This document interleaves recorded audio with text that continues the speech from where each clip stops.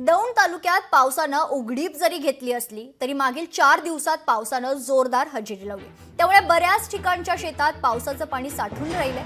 त्यामुळे मे महिन्यातील शेतीच्या मशागतीचं काम ठप्प झालेलं आहे। बळीराजा संकटात सापडलाय। पेरणी कशी करायची याची चिंता शेतकऱ्यांना लागून राहिली आहे। यावर शेतकऱ्यांशी बातचीत केली आहे आमचे प्रतिनिधी विनोद गायकवाड यांनी।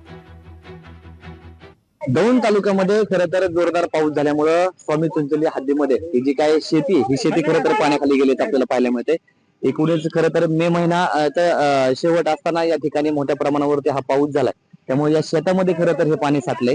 खरं तर या शेतीची खरं तर मशागत पेरणीच्या अगोदर आवश्यक असते। खरं तर यावर बोलण्यासाठी इथले काही शेतकरी आपल्या सोबत आहेत, आपण त्यांना विचारूयात। मला सांगा, शेतीमध्ये आता पाणी साठलंय, काय सध्या परिस्थिती?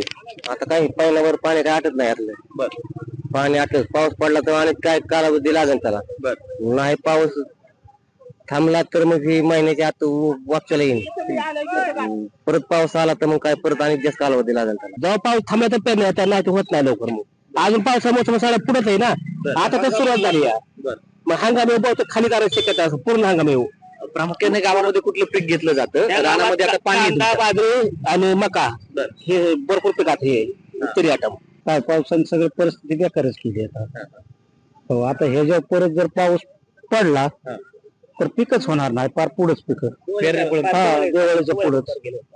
आणि परत पाणी फुटतोय का नाही, आता पाणी जाईन हे वाहून लोक रान नीट करतील, पुढून पाणी पुरणार नाही, म्हणजे काय अख्खा वर्षच जाते। विनोद गायकवाड, लोकशाही न्यूज, दौंड, पुणे। लोकशाही मराठी ऐका, पहा, जागरूक रहा।